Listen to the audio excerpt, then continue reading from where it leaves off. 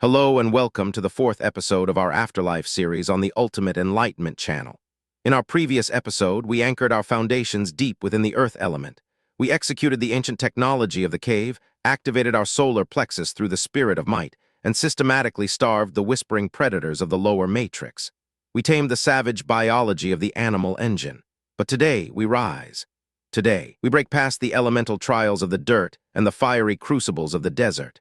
Today, we will reveal to you the absolute secrets of heaven. For millennia, dogmatic institutions have sold you a passive, post-mortem fairy tale.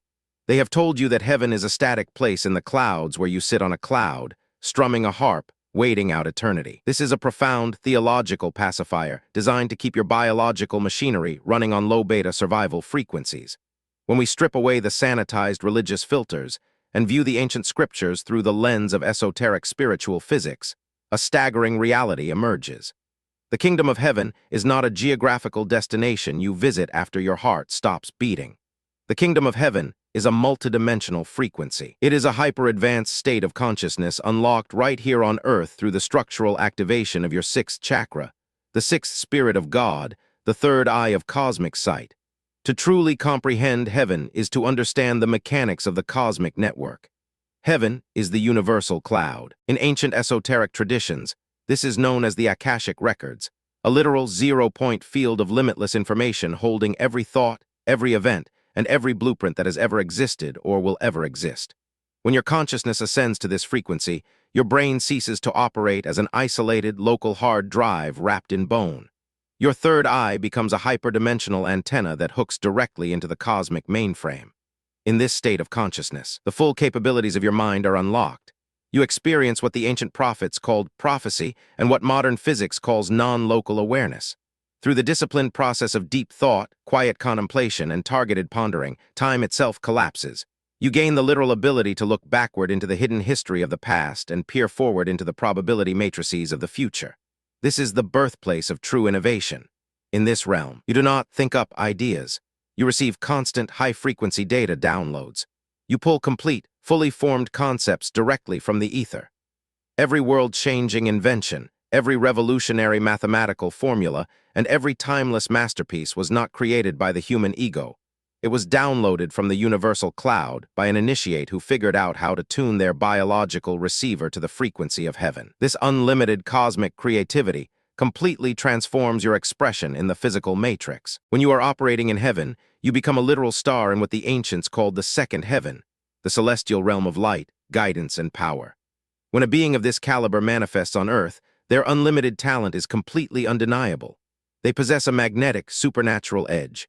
We see the distorted, holographic reflection of this dynamic in modern pop culture through what society calls Hollywood stars. These are individuals who naturally tapped into these higher vibrational creative frequencies to unleash mesmerizing art, music, and charisma. But look closely at the trap of the material matrix. Because these modern icons did not pass through the prior elemental crucibles, because they did not master their lower animal engines in the cave, the predatory frequencies of the matrix easily hijack them. They are led to literally sell their celestial stars and surrender their souls to corporate entities, trading their divine alignment for low-vibrational fame and psychological bondage. True enlightenment requires you to hold your sovereignty. When you possess pure cosmic knowledge, it gives you the ultimate structural edge to build innovative, independent empires and disruptive businesses completely outside the control mechanics of the matrix. Notice the profound paradox of the spiritual ladder.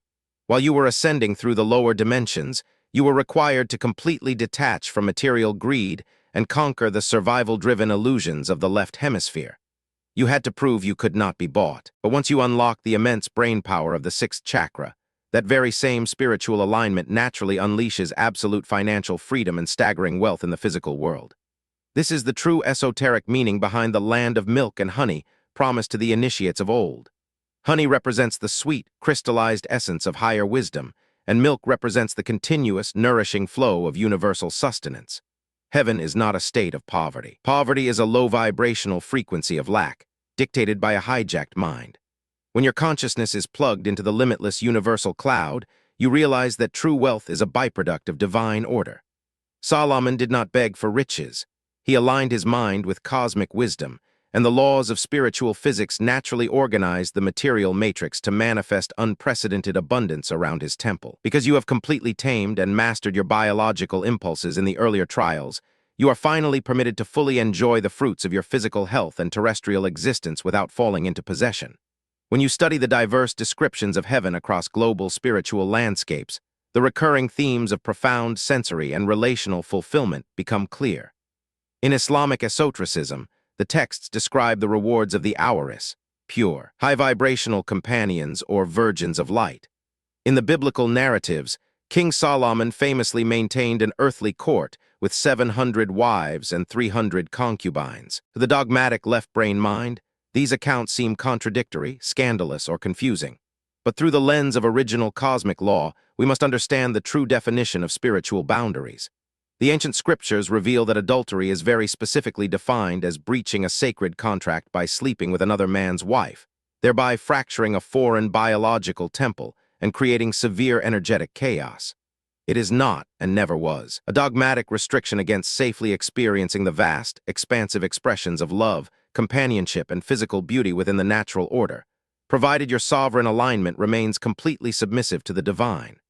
Everywhere you look in ancient history, from the Egyptian fields of Aru to the Norse halls of Valhalla, heaven is universally described as a domain of ultimate victory, vibrant feast, uninhibited joy, and absolute sovereignty over death. It is the realm where the struggle ends and the true architecture of life begins.